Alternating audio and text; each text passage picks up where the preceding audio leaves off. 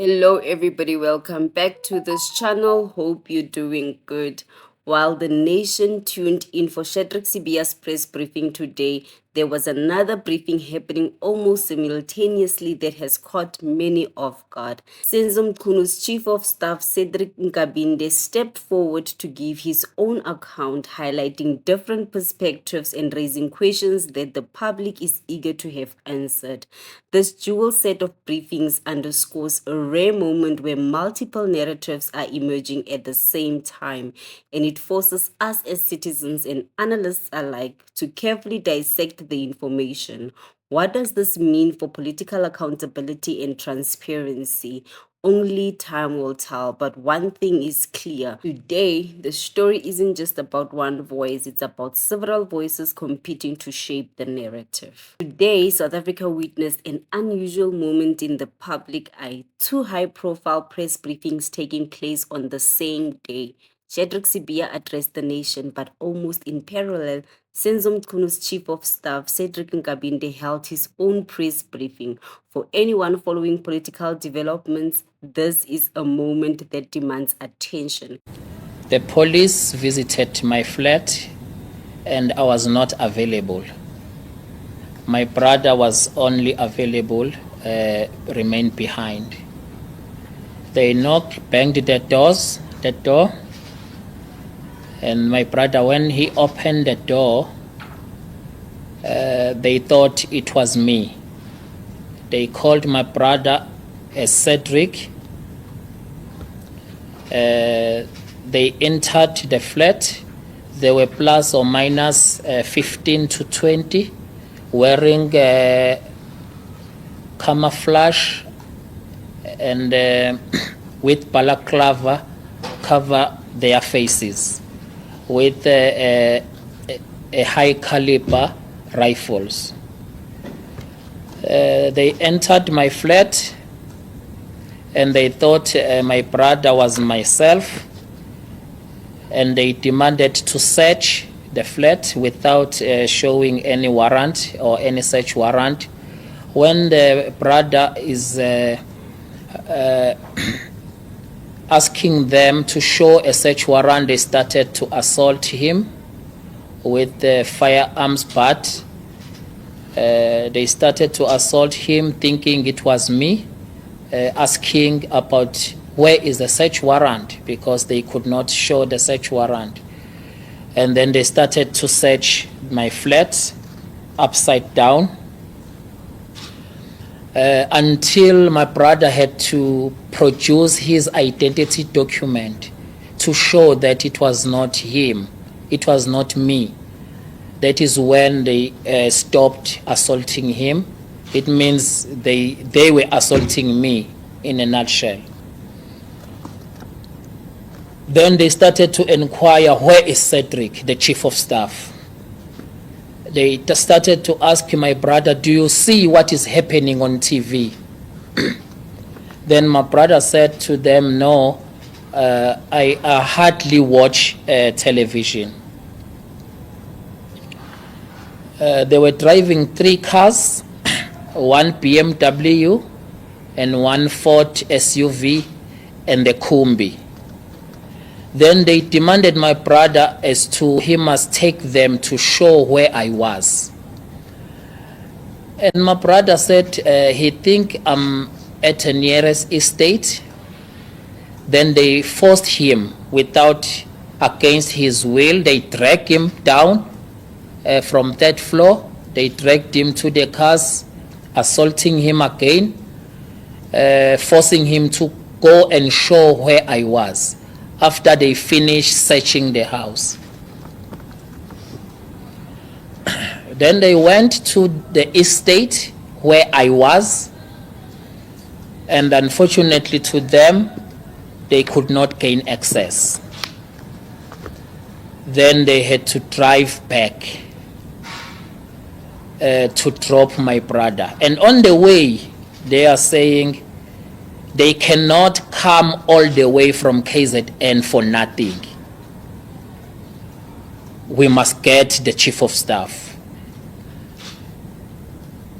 And when the brothers asking, what is it going on? Why you want him? Why you assaulting me?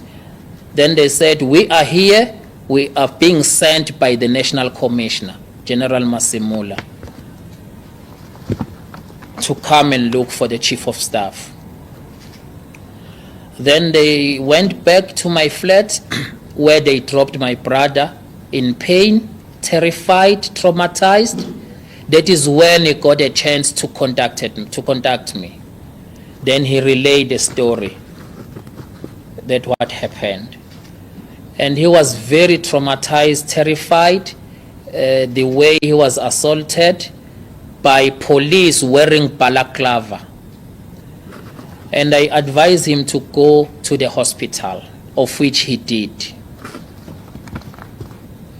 And the next morning, 7 o'clock in the morning, the very same police officers with the very same cars, they were at the Minister Mchunu's official residence. They were there at the gate of Minister Mchunu's residence, and then they parked there trying to gain entry. And then when we arrived there, they were gone. And when we asked the police at the main gate, what are those police want or wanted? Then they confirmed that, you know, they were here looking for Minister Senzo Mchunu. Unfortunately, they could not gain access. And I contacted my lawyers about the incident because I started to fear for my life. I contacted my lawyers about this incident. Then my lawyers contacted or engaged an ad hoc committee in Parliament, which is sitting as we speak, to report this harassment and intimidation, because I'm one of the witnesses in that process. Then coincidentally, the National Commissioner is present today in the ad hoc committee. And the evidence leader had to engage the National Commissioner about what my lawyers relate to them. And the evidence leader came back to my lawyers and said, the National Commissioner confirmed that yes, indeed, he knows that those police officers with balaclavas, even though he never mentioned like that, I know those police, they were there to execute search and seizure warrants because they are looking to get our mobile phones and our laptops so that they can get evidence. They can start downloading them. So those mobile phones belonging to myself, the Chief of Staff, and the mobile phones for the Minister Senzo Mchunu. So now the National Commissioner is clarifying the visit of those police that he knows. So it means they were correct when they were saying he's the one who sent them. Now this turn of events is not only confusing, but also surprising. As we were giving impression on the 6th of July, when General Mkhwanazi had that media briefing, we had an impression that they do have evidence.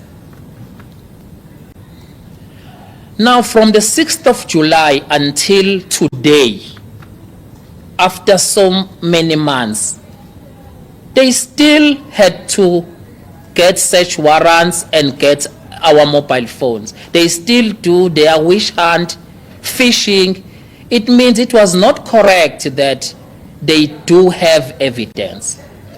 The question is, what was the rush of that media briefing if they do not have evidence? What was an agent to to call that media briefing.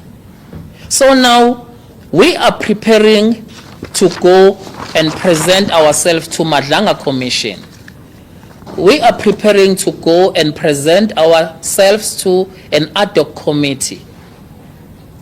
And while we're busy preparing, and our days are about to come, this harassment is starting, this intimidating is starting. Our gadgets now have to be seized. The very same gadgets that contain evidence that we are going to use during Madlanga Commission and ad hoc committee in Parliament. So the question is, the timing is questionable. Isn't it that they want to remove the evidence from our gadgets? Because we've got a very, very valuable evidence that we want to present in the commission and ad hoc committee. Now, General Masemola, General Mchunu, they are busy there in ad hoc committee. At the same time, they are sending police to come and harass us so that they can remove our gadgets with our evidence, while we are also preparing to appear in that commission. So the timing is questionable.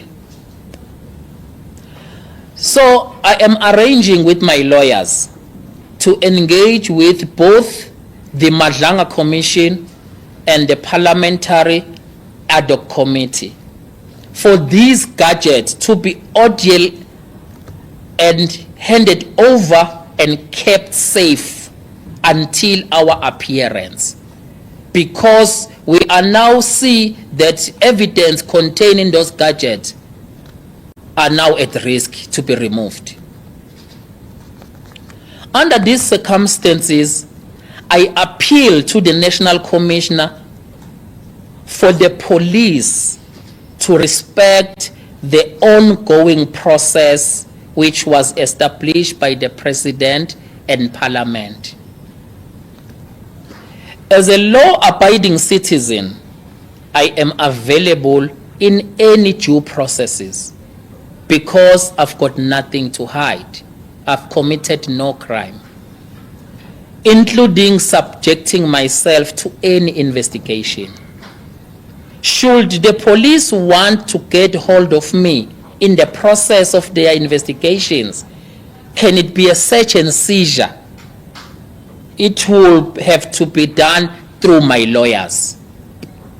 Because I don't trust them, I don't feel safe, and with everything that has been said, and with all desperation to link myself and the minister in any wrongdoing, I don't trust them to come without my lawyer.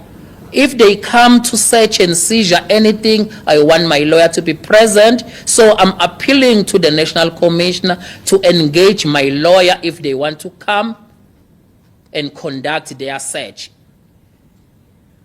or even an arrest if they've got any evidence against me, of which I doubt. That's what I instructed my lawyers to do, to engage the Office of the National Commissioner, to relay the same frustration, and also to relay my instruction to my lawyers that I am available, but through my lawyers. And I want to tell South Africans that should anything happen to me, the National Commissioner, General Masemola, will be responsible. I thank you. Thank you, Mr. Nkabinde. We're told that there's reportedly another search happening this morning, or rather this afternoon, at the home of the Deputy National Commissioner, Cedrick Nkabinde. Do you believe that the subsequent searches that took place at the home of the Minister and your flat, as well as the Centurion home today, are all linked to the efforts to link you to wrongdoing in the allegations that are currently being probed before the Madlanga Commission? And of course, I'm sure you've said that you're going to appear before these various committees, there already have been several allegations that have been laid out that place you quite close to this individual, Brian Mkhotsi, who is said to be an alleged associate. I'm sure you could give us a few bits of your sentiments without sharing much of your defense that you'll put before the Madanga Commission regarding that evidence that is placed before the Madanga Commission as well as the ad hoc committee.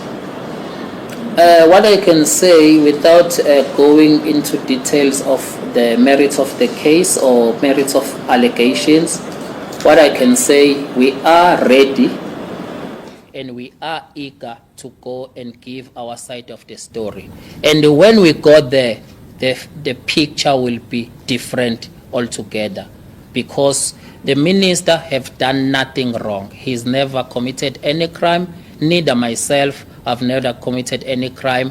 Whatever I did in that office, I did it as a chief of staff in my tower of duty without any motive behind. We are going to have any evidence to prove that the picture is going to totally different with what is being presented there. And I'm not even surprised that now they are busy with session seizures. So it means that media briefing was prematurely. They were supposed to gather their evidence and come with their concrete evidence against us. Now they are busy with witch hunt and fishing because they are now desperate. Thank you. Thank you so much for coming from Newsroom Africa. Following the two visits by the police at your residence and that of Minister Mchunu, my question is, have you been in contact with Minister Mchunu? Did you guys speak? What did you have to say following that? I know that we're not able to enter his premises, but have you been in contact with the minister? Or? Yes, he was shocked as I, that these people all along, they are saying they've got evidence. We were shocked that they are even now starting their investigation to try and link us. Of it, they won't even find anything in those mobile phones because we did nothing wrong. But Minister Mchunu is also ready to go to the commission. Sorry, can I just add one last question? Are you able to give us an idea of what this internal battle is really about within the police, its operations, and the Ministry of Police? Where's the disconnect? Why are we seeing such a divide between this particular, I guess, for lack of a better term, faction of the police, and of course you together with the minister? Where was the disconnect that triggered this fallout that we're seeing in front of the nation? That is exactly the full picture you and the South Africans are going to get when we go and testify in the Madanga Commission, because we do have our side of the story. We also know what is really going on. Salisogoba from Eyewitness News. I mean, I know obviously, I see obviously how you're answering the question, that you don't want to reveal a lot. You're obviously going to reveal it when we get to the Madanga Commission. But I just want to speak about, you talked about your safety and how you don't trust the police. Now, you obviously have a bit of history in the police. You used to work for IPID. So can you just maybe, if you can you just maybe give us a brief bio of you as a professional and how you got to where you are right now?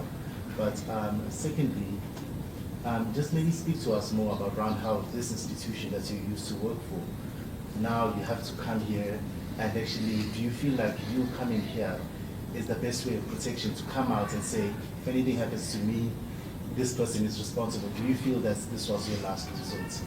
So those are just my two questions for now, your bio and you not feeling safe. I think just to add on, so you can answer that the same question was about Mkhwanazi's allegations that you were not qualified for your position and you didn't even know what a chief of staff was. Can you just speak to that as well, and how you felt hearing that and what you have to say about that? I was very much prepared to answer that, what General Mkhwanazi has alluded, because that was not true. That was blatant lie.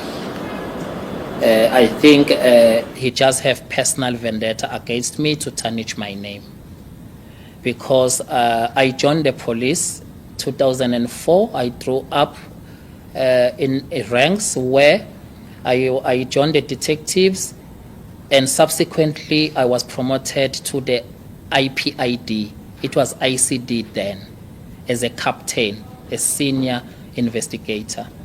And while I'm there, I studied my national diploma in policing, and subsequently I studied and completed my BTech degree in policing. And subsequently on that, I was promoted to be an assistant director. Then when I left IPID in 2018, September, I left IPID as an assistant director. And after that, I went private, where I was heading a forensic as a manager in different banks. And when Minister Mchunu nominated me to get appointed as a chief of staff, I was employed. I was a head of forensic in a certain bank, which I'm not going to reveal the name of the bank because I don't want to drag their name here. But I was the head of forensic in a managerial level, which Minister Mchunu nominated me. And also I want to emphasize that minister has no role in appointing. This is a private office where he's got a privilege in terms of ministerial handbook to nominate people that he trusts to work in his private office. Once he nominates you, every process is done by HRM. They follow all HRM processes, screening processes, as well as DPSA processes. Where I do qualify, I even more than qualify.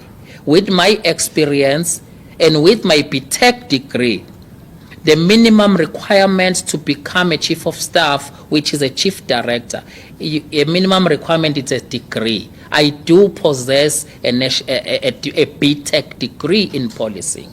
And with my experience, and why General Mkhwanazi was emphasizing that Minister Mchunu found me unemployed, he was trying to push a narrative that I did not have a continuous experience with the managerial experience. He wanted me to end as an assistant director without me continuing with my experience in the private sector as a head of forensic, which I do qualify with a number of years of experience, a number of years as a supervisor, a number of years as a manager, with my qualification as a BTech degree in policing.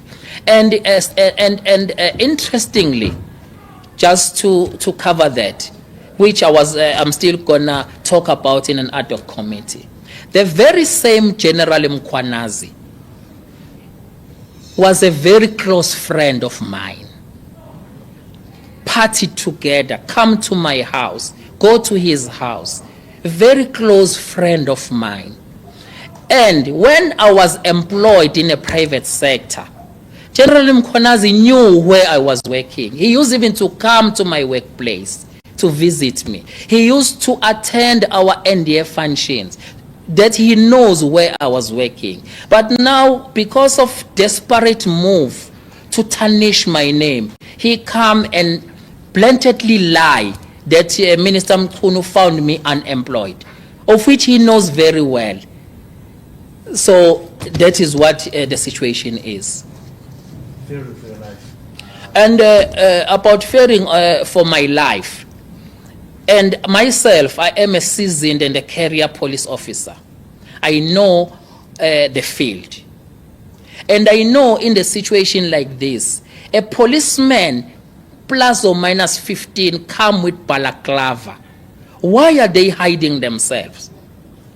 Because there are instances in my experience where the police come and plant drugs in your house and pretend as if that drugs was found on you. I know the experience as a police officer myself, where in some instances they can plant a firearm and shoot you, pretending as if you shot them. So the fearing of my life, it comes in that line that why a police officer wearing a balaclava. Why do you hide yourself if you're coming to do a legitimate police work?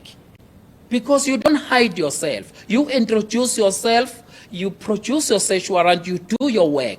It means if you hide yourself with balaclavas, there's something untowards. Mr. Nkabinde, you just made serious allegations of police planting and killing people, extrajudicial. Are these things you've ever reported anyway? Because these are serious allegations you're making. What I'm saying, through my experience as a police officer, these are instances that they get reported. And also, as an IP'd officer as well, those were cases that were always on our desk to investigate as we were investigating the police. So those are things that I've got experience with. Sorry, Mr. Nkabinde, can you confirm which gadgets were taken from your flat while you were not there? And it may be argued that you may say that the evidence could be planted or removed, but it may be argued that the information in those gadgets is crucial to their case. Are you able to elaborate what the gadgets were that were taken, and what do you think is inside them that they wanted to get their hands on? I'm still yet to go there. I never gone there as yet. I'm still yet to go there. Also, just on your time at IPID, can you just give us clarity? Did you leave IPID? Were you fired? And what was your relationship like with your then boss, Robert McBride? When I leave IPID, I left IPID with a voluntary resignation. We entered into a settlement agreement. And then when we entered into a settlement agreement, where in any organization, there will be sometimes a disagreement or even fights. So we had a fallout at some stage where that page is closed through a settlement agreement. So it's something you can't speak about? It is closed now because through a settlement agreement, it's part of our provision and clause that we entered now into this settlement agreement, we leave everything behind. I just want to confirm about your raid last night in Forest Village. So did you open a case and did you provide the case number? I advised my brother to go and get the medical examination so that he will get a medical evidence in preparation to register that case. I'm yet going to follow up if the case number is registered. But I can confirm the case will be registered of assault, intimidation, and kidnapping. But for now, no cases. For now, I'm yet because he was still busy with the doctor. I'm still yet to check with him. Yes.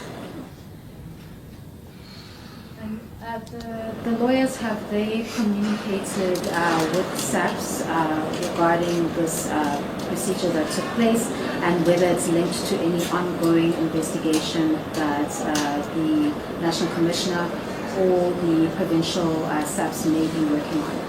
Do you have any inkling as to what it's linked to? Because we are seeing now there is the case of Sibiya as well, where we saw a search and seizure allegedly taking place at the home today, and you're saying 2 took place, and we know that all 3 of you are named in these allegations. Are these linked?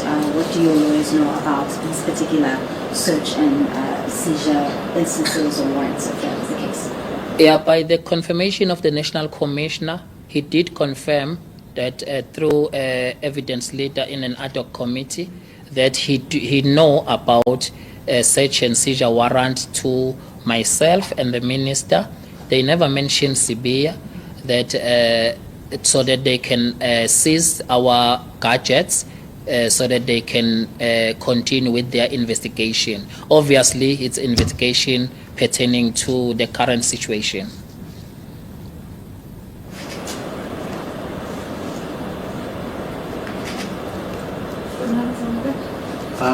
Sorry, can I just ask, not the location, but where's your flat? Is it here in Johannesburg or Durban? Or?